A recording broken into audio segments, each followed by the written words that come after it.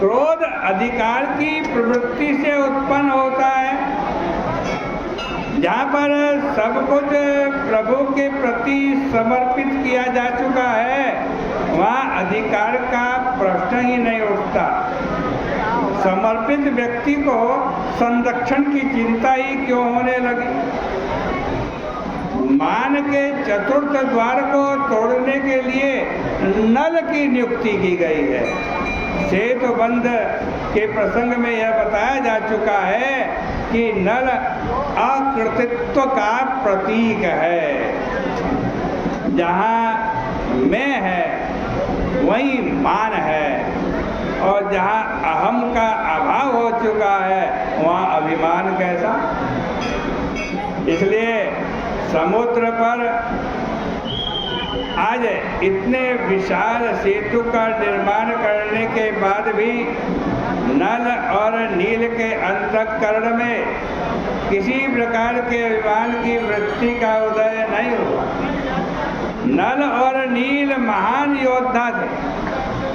आगे चलकर लंका के रणांगण में रावण से युद्ध करते हुए ये दोनों योद्धा सूक्ष्म रूप बनाकर रावण के सिर पर सवार हो जाते हैं, रावण के सिर पर बैठ जाते हैं।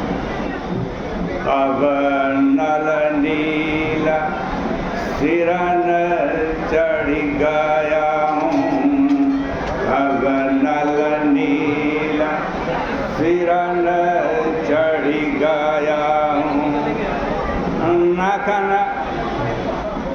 निसार विदारत भया हूँ, नखन लीलार विदारत भया हूँ। दोनों योद्धा रावण के सिर पर सवार होकर नखूनों से उसके सिर को विदीर्ण करने लगे। रावण स्वयं को महान पंडित मानता था। नाखून के द्वारा उसके सिर को विदीर्ण करते हुए मानो नल और नील यह व्यंग कर रहे थे कि तुम्हारे मस्तिष्क में यदि विचार का लेश भी होता तो तुम प्रभु का विरोध करने की मूर्खता न करते। किंतु इतने तो रक्त और मज्जा को छोड़कर तुम्हारे सिर में और कुछ है ही नहीं। इस तरह प्रवृत्ति रूप लंका दुर्ग के विध्वंस का पथ प्रशस्त किया गया। दुर्गुणों का आक्रमणक युद्ध के स्थान पर रक्षात्मक युद्ध में लग जाना साधक के लिए बड़ा शुभ चिन्ह था।